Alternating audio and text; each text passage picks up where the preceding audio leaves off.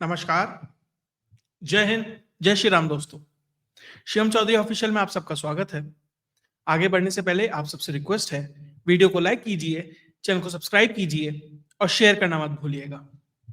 Operation सिंदूर के दौरान जितने भी देश ओवर्टली भारत के खिलाफ थे, पाकिस्तान, टर्की, अजरबैजान, पीछे से अमेरिका भी था, चाइना भी था, अब वो सारे देश लगभग कोवर्टली भारत के खिलाफ जो पूरा का पूरा नेक्सस बस्ट हुआ है, जो पूरा का पूरा एक तरीके से सैनिटाइजेशन प्रोसेस भारत की तरफ से चलाया जा रहा है, उसमें जितने भी लिंक हैं वो इन सभी देशों से जुड़ के निकलकर बाहर सामने आ रहे हैं। पाकिस्तान देखिए, वो तो जितने भी मैंने कल बताया कि लगभग 5 आतंकी संगठन है जो इस कार्यक्रम में लगे हुए थे, उनका पाकिस्तानी कनेक्शन है। उसके बाद मैंने भी बताया और बहुत सारे ऐसे चैनल हैं जो लगातार बता रहे हैं कि टर्किश कनेक्शन किस तरीके से निकल के आ रहा है, कौन सा हैंडलर था, कौन सा ऐप था, उसके बारे में और थोड़ी सी जानकारियां दूंगा। वो सब चीजें भी सामने निकल कर आ रही है। लेकिन अब टर्की ने जो किया है, आप ये मानकर चलिए, अब जैसे कहते हैं ना, जो पर्दादारी है वो खत्म हो गई है परमानेंट।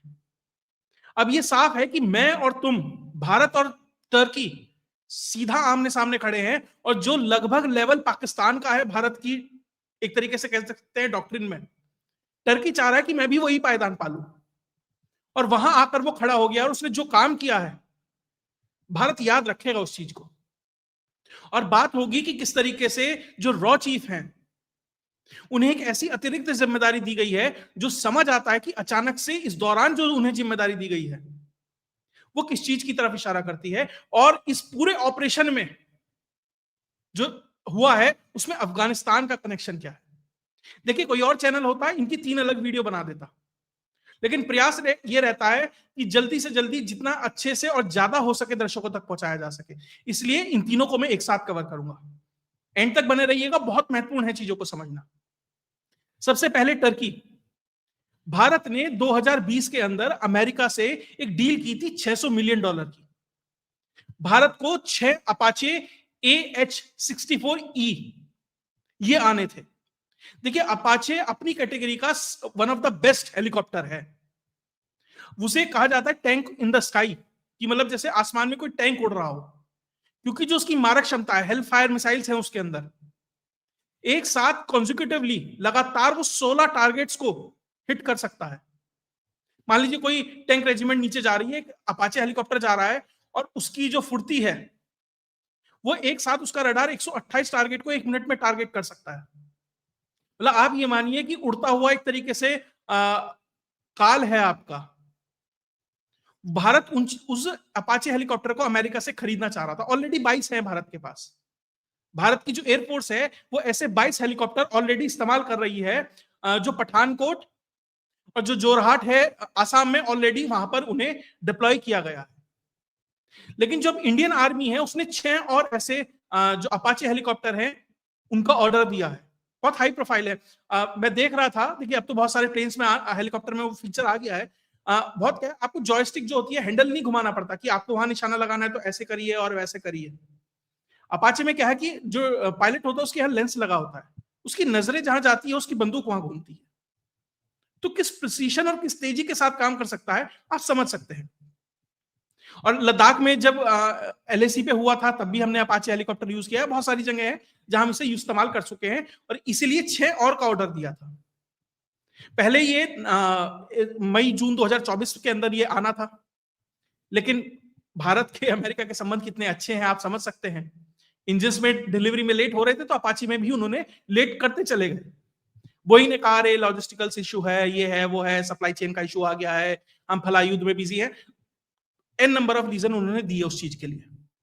लेकिन इस साल जुलाई के अंदर पहली खेप आती है 3 की, उसे जोधपुर में ऑलरेडी डिप्लॉय कर दिया गया है। राजनाथ सिंह जी वहां गए थे, बड़ी बढ़ाई बढ़ाई हुई, सब कुछ चीजें वहां पे होती हैं उसके साथ। उसके बाद अब 3 और आने थे। वो 3 हेलीकॉप्टर जो आने हैं, वो जो प्रोसेस है वो बहुत महत्वपूर्ण है, इसमें टर्की का एंगल आता है। जो वो हेलीकॉप्टर्स हैं वो अमेरिका से आने थे। तो जर्मनी से एक AN-124 एंटोनोव प्लेन, जो एक तरीके से कार्गो प्लेन है, वो उड़ता है। वहां का जो लिप्जिग एयरपोर्ट है वहां से वो उड़ता है। 3 अपाचे हेलीकॉप्टर को लेने के लिए अमेरिका जाता है। तो अमेरिका में जाकर वहां के जो मेसा गेटवे एयरपोर्ट है एरिजोना में, वहां पे वो लैंड होता है 30 अक्टूबर को। उसके बाद सारे अपाचे हेलीकॉप्टर, 3 हेलीकॉप्टर, उनके रोटर वोटर खोल के उसमें एडजस्ट कर दिए जाते हैं कि भैया ठीक है भारत भेजनी है। आप इस फोटो में देख सकते हैं कि जो भारतीय सेना की जिस तरह का कलर इस्तेमाल करती है वो कलर इसमें साफ दिखाई दे रहा है। उसके बाद वहां से वो प्लेन उड़ता है और वो पहुंचता है उसके बाद इंग्लैंड, और वो इंग्लैंड के ईस्ट मिडलैंड्स एयरपोर्ट पर पहुंचता है 1 नवंबर को। और उसके बाद होता यह है कि अचानक से आगे की जो कह सकते हैं जर्नी है वो रुक जाती है, और 8 दिन तक वो अपाचे हेलीकॉप्टर से भरा हुआ एंटोनोव प्लेन वहीं खड़ा रहता है, और उसके बाद 8 तारीख को वो वापस अमेरिका पहुंच जाता है। और उसके ऊपर भी एक तरीके से कह सकते हैं रिपोर्ट की गई है। और ये जो एंटोनोव है ये अमेरिका पहुंचता है, उसके बाद इन प्लेन्स को डीबोर्ड किया जाता है, इनके पंखे वंखे खोले जाते हैं, सब कुछ होता है, और इन्हें F-250 ट्रक्स में लाद कर वापस जहां पहुंचाना है वहां पहुंचा। मतलब कि जो हेलीकॉप्टर वहां से उड़े थे वो भारत पहुंचे ही नहीं, ट्रांजिट में 10 दिन खराब हो गए।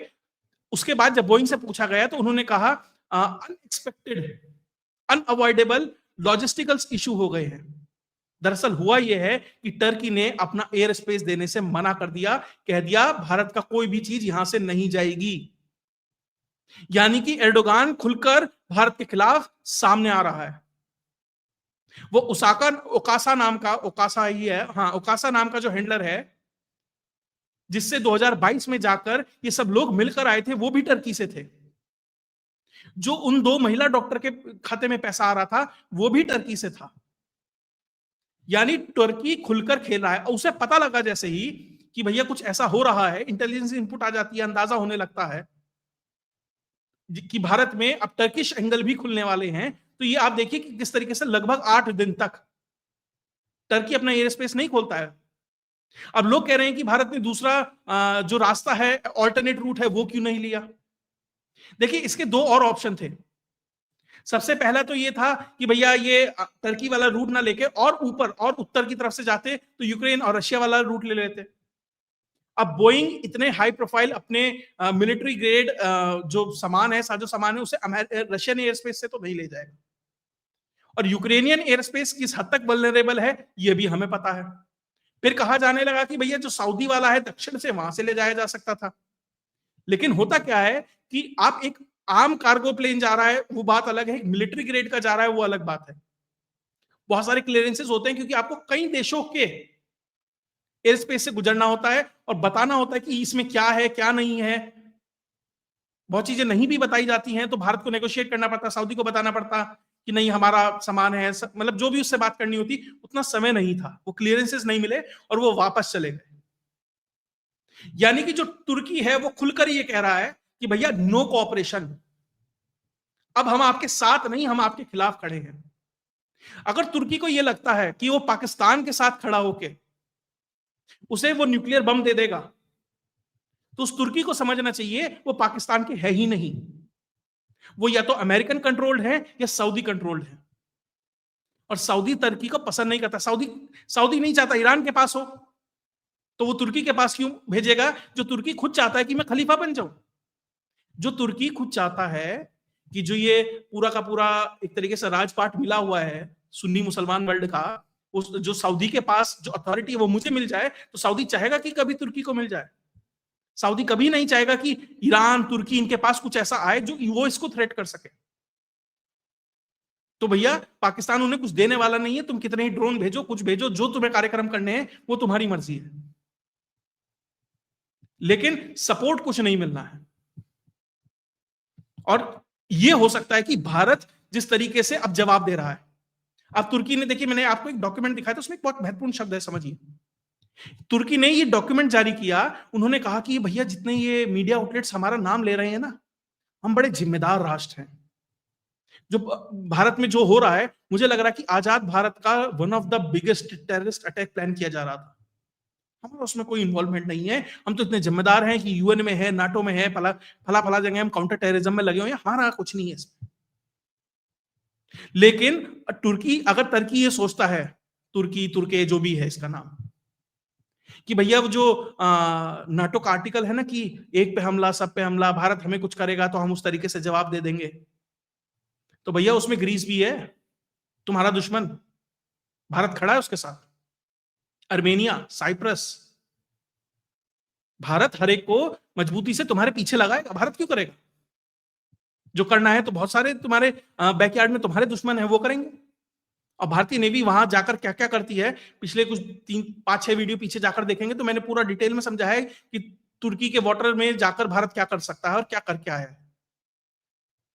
तो जो ये सोचते हैं ना कि छोटे छोटे ये छुटभैये नेता वाला कार्यक्रम करके मैं कुछ कर लूंगा, तो होएगा नहीं इससे। और ध्यान दीजिएगा, जो तुर्की ये मान रहा है कि मान लीजिए भारत ने कुछ कर दिया और वो ये करेगा और वो करेगा और सारे नाटो मिलके सामने आ जाएंगे, तो एक आर्टिकल 5 भी ये कहता है कि अगर भारत ने ये सिद्ध कर दिया ना तुर्की पहले लगा था, तो कोई साथ नहीं आएगा। खैर वहां तक तो चीजें एस्केलेट होनी ही नहीं है। और देखिए तुर्की सिर्फ इसलिए नहीं कि बम मिल जाएगा, ये हो जाएगा, वो हो जाएगा। जिस तरह की उसकी अर्थव्यवस्था है, जिस तरह की उसकी हालत है, उसे अमेरिकन सपोर्ट चाहिए। अब अमेरिका के पास एक तो था यूजफुल इडियट, या कहे 2 बांग्लादेश भी था, अब एक तीसरा और पकड़ लिया है। आप ढूंढेंगे तो ये एंगल जरूर निकलेगा। और अर्दोगान एक चीज को और समझ ले कि भैया जो असद गया है ना सीरिया से, उसके बहुत सारे ऐसे फुट सोल्जर्स हैं जो अभी वहां रह गए हैं, जो तुम्हें पसंद नहीं करते हैं। अगर कोई ऐसी अदृश्य ताकत उन्हें मैन पैड, एटीजीएम, बहुत सारी बंदूकें, एमिनिशन कुछ भी दे दे, अगर, मैं नहीं कह रहा कौन देगा, तो भैया तुर्की में क्या हो सकता है ये बताने की जरूरत नहीं है। तो वो जो भी सोचते हैं कि भैया भारत कुछ नहीं करेगा, सीधा साधा, अरे साहब अपनी राष्ट्रीय सुरक्षा के लिए कुछ भी करेंगे और हर कुछ जस्टिफाइड है और किया जाएगा। और जल्दी वो फील, वो हीट, वो दिक्कत परेशानियां तुर्की को जल्दी ही दिखने वाली हैं। अब यहां से जहां भी चीजें जाएंगी ये देखना बहुत महत्वपूर्ण है क्या क्या होने वाला है। खैर इस दौरान जिस तरीके से घटनाक्रम हो रहे हैं, जिस तरीके से परत खुलती जा रही है, जैसे आप कई बार देखते हैं ना किसी दीवार पे पेंट होता है, जरा सा कुर्चो और वो सारा ही उतरता चला जाता है, तो उसी तर्ज पर जिस तरीके से नेटवर्क खुलते चले जा रहे हैं, तो इसका मतलब कुछ बहुत बड़े स्तर पर है। तो इसी दौरान जो रॉ चीफ हैं पराग जैन, 1989 के पंजाब कैडर के जो अधिकारी हैं, अब 2 साल के लिए उनका जो टेन्योर है एज ए रॉ चीफ, उसमें एक तरीके से उन्हें डबल जिम्मेदारी दी गई है। उन्हें कैबिनेट सेक्रेटरी बनाया गया है सिक्योरिटीज का, और अब ये उनकी जिम्मेदारी है कि जो इंटरनल और एक्सटर्नल सिक्योरिटी है उनके बीच में जो सामंजस्य है वो किस तरीके से स्थापित हो। क्योंकि कई बार क्या होता है एक एजेंसी के पास इनपुट आता है, वो दूसरे को शेयर नहीं करता, या सही समय पे शेयर हो नहीं पाता, या वो मैकेनिज्म सेट नहीं हो पाता। लेकिन अब ये इनकी जिम्मेदारी है कि वो करें। और एक और बहुत महत्वपूर्ण जिम्मेदारी इनके हाथ लगी है या इनको दी गई है, वो ये है कि जो एडमिनिस्ट्रेटिव हेड हैं ये अब बन गए हैं उस एलीट फोर्स के जो प्रधानमंत्री नरेंद्र मोदी की सुरक्षा के लिए जिम्मेदार है। यानी कि अब इन्हें डायरेक्ट जिम्मेदारी दी गई है कि आपको प्रधानमंत्री को भी सुरक्षित रखना है, आपको सारी एजेंसीज का भी एक तरीके से कोऑर्डिनेशन करना है। और यहां से अब चीजों को, क्योंकि आप अंदरूनी तौर पर वो 0.5 फ्रंट का जो सबसे पहला डर है ना, हम जब भी बात करते हैं पाकिस्तान की, इसकी उसकी जिसकी भी करते हैं, हम हर कोई कमेंट सेक्शन में जाके मैं देखता हूं, खुद को भी फील होता है जब हर कोई कहता है अरे साहब 0.5 फ्रंट का क्या होगा। अब होगा 0.5 फ्रंट का, उसके लिए तैयारियां हैं।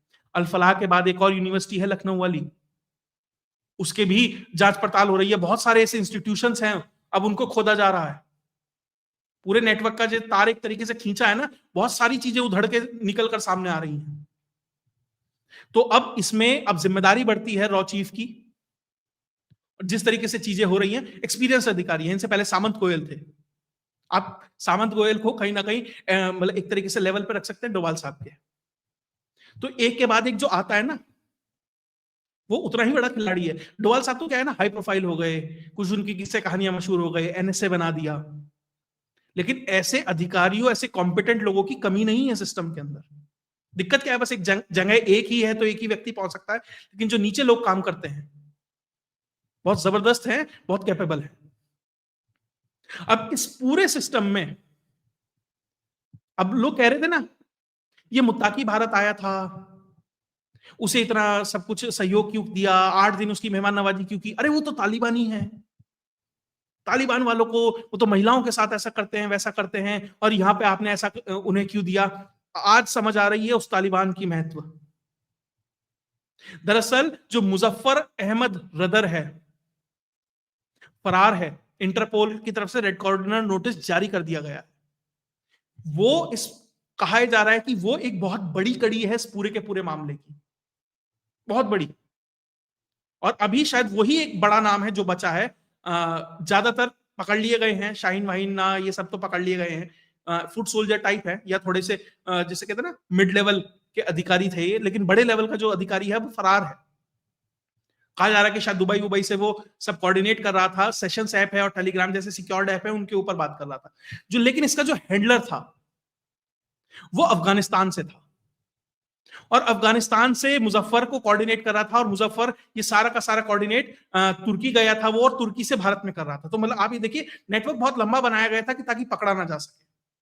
और जो पाकिस्तानी हैंडलर था जो अफगानिस्तान में जाके बैठा था, क्योंकि पाकिस्तान में अननोन गनमैन घूमते हैं ना, कहीं कोई किसी गली में किसी कोने पे धप्पा मार देता तो वो अपनी जगह को बदलकर कहीं और जाकर मतलब उन चीजों को मैनेज करने का प्रयास कर रहे थे। एक चीज और दीजिए, एक सारा एडम्स हैं सीआईए की अधिकारी, कहती हैं, आप ये मानकर चलिए आईएसआई सीआईए दोनों की स्टूज है। उसने ट्वीट किया था लगभग 9 जून को कि भारत के अंदर सबसे बड़ा टेररिस्ट अटैक आप विटनेस करेंगे from the soil of Afghanistan.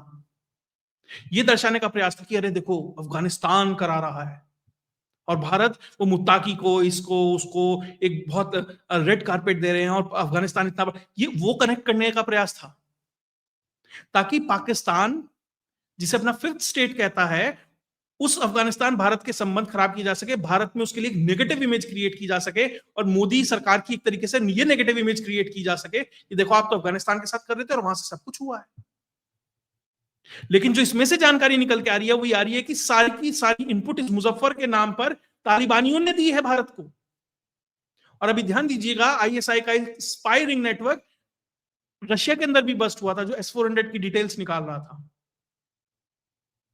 तो यानी कि अब तालिबान, रशिया, भारत एक दूसरे को वो इंफॉर्मेशन एक्सचेंज हुई, और कहीं जाकर ये मुजफ्फर जैसे लोगों का लिंक निकला, क्योंकि ये भी बहुत इंपॉर्टेंट है। एक पोस्टर तो है ही, एक पोस्टर से आपने उन लोगों को तो पकड़ लिया, लेकिन उस नेटवर्क के मास्टरमाइंड उसके अंदर तक जाना है। तो आप ये देखिए किस तरीके से वहां से भी जानकारियां अभी ओसेंट पे हैं खबरें, एक तरीके से कह सकते हैं कि जब डॉट्स कनेक्ट कर रहे हैं तो यही चीजें निकल के आ रही हैं कि कहीं ना कहीं इसमें तालिबान और जो रशिया है, क्योंकि पुतिन आने वाले थे। आपको 6 दिसंबर को ये कार्यक्रम करना है, 5 दिसंबर को पुतिन आ रहे हैं, तो उसी दौरान वो हो रहा होगा, तो रशियन एजेंसीज भी सतर्क होंगी कि भैया हमारा राष्ट्रपति कहीं जा रहा है तो हम भी ध्यान रखें। और तालिबान ने भी वो सपोर्ट किया, और तब जाकर भारत इस चीज को इस बड़े स्तर पर मैसिव स्केल पे खोलने में कामयाब रहा। ध्यान दीजिएगा, पहले भी दिल्ली में एक प्लान किया गया था, एक स्टूडेंट आया था बहुत उस ये सब करने के लिए, एक स्टूडेंट बन के आया था, उसकी इंफॉर्मेशन भी अफगानिस्तान से भारत को आई थी। यानी कि भारत जिस तरीके से उनके साथ संबंध बना के रखा है, तो भारत के हित के लिए है, भारत अपनी सिक्योरिटी को सुचारू रूप से चलाए उसके लिए बहुत जरूरी है। तो जो लोग कहते हैं ना कि भैया वो तो महिलाओं के साथ ऐसा करते हैं, वैसा है, ऐसा है, आप समझ आए पाकिस्तान क्यों घबराता है और क्यों डरता है अफगानियों से, और क्यों चाहता है भारत के संबंध खराब हो जाए? क्योंकि उनके जो पूरे मंसूबे होते हैं ना, उनका साथ नहीं दे रहे हो। और अभी तक जहां तक है ये सारी जानकारियां अभी धीरे धीरे आपके सामने आएंगी, लेकिन प्रयास ये है कि ज्यादा बेहतर तरीके से ज्यादा जो इंफॉर्मेशन है आप तक पहुंचाई जा सके। अगर आपको सही में ये वीडियो विश्लेषण अच्छा लगता है तो वीडियो को लाइक कीजिए, चैनल को सब्सक्राइब कीजिए, और अपने साथियों के साथ शेयर करना मत भूलिएगा, ताकि ज्यादा से ज्यादा चैनल की रीच बढ़ाई जा सके, ज्यादा से ज्यादा लोगों तक जल्दी से जल्दी पहुंचा जा सके। अगर आपको विश्लेषण अच्छा लगा तो धन्यवाद। जय हिंद, जय भारत।